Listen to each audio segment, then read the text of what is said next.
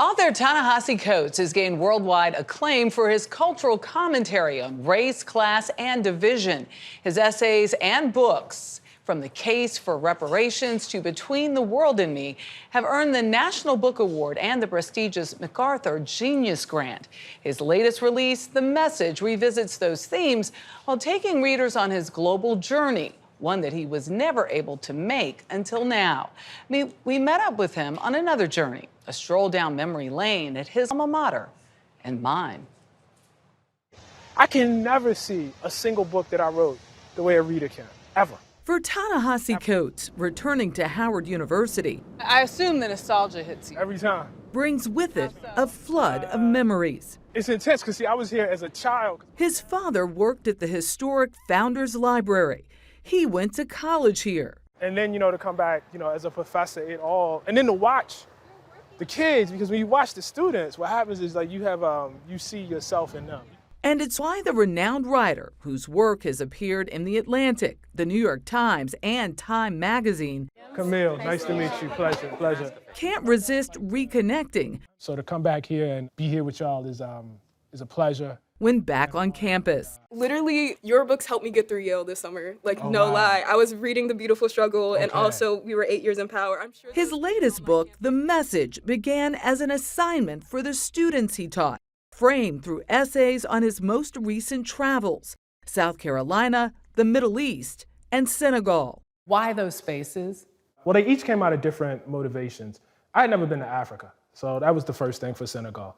Africa never struck me as a vacation, and it wasn't. It was a pilgrimage. It turned out to be a grieving more than anything, and I think I subconsciously felt that weight. It was the weight of the transatlantic slave trade, the aftermath of colonialism, but ultimately the recognition of the nation Senegal is today. This book is written to my students. It's for them to understand that. You can't get better just, sitting on your butt in a room. His second essay recounts his journey to support teachers in South Carolina, fighting against book bans in their classrooms. My books in particular, and I thought, wouldn't it be cool to go watch my book get banned? Because I'll just show up and I'll just watch. Who does that? I mean, and then it didn't happen. And then it didn't happen.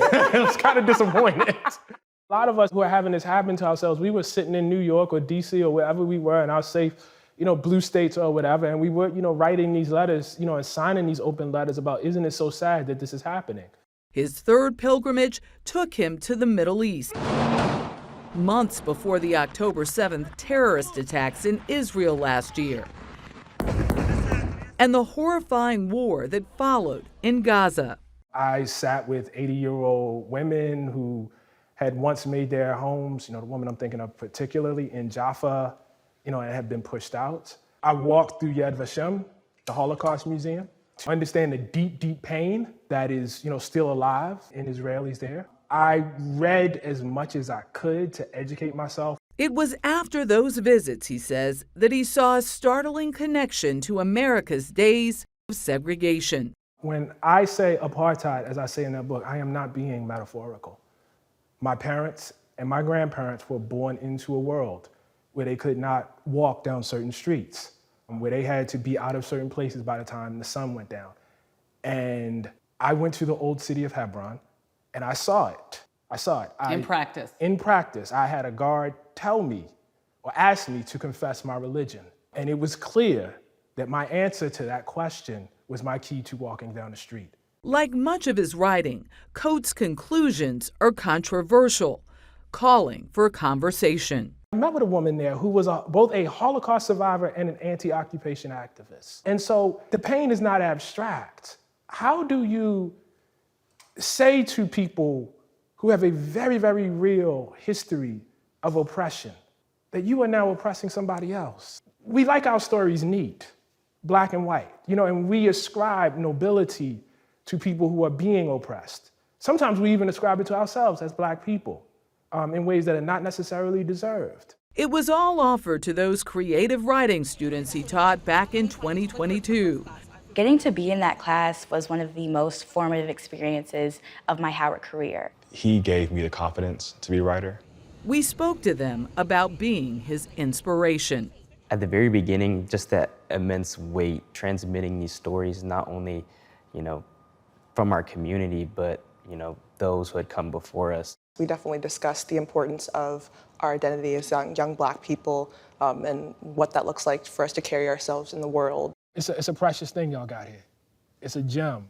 For Coates, it's about giving voice to truth and bearing witness.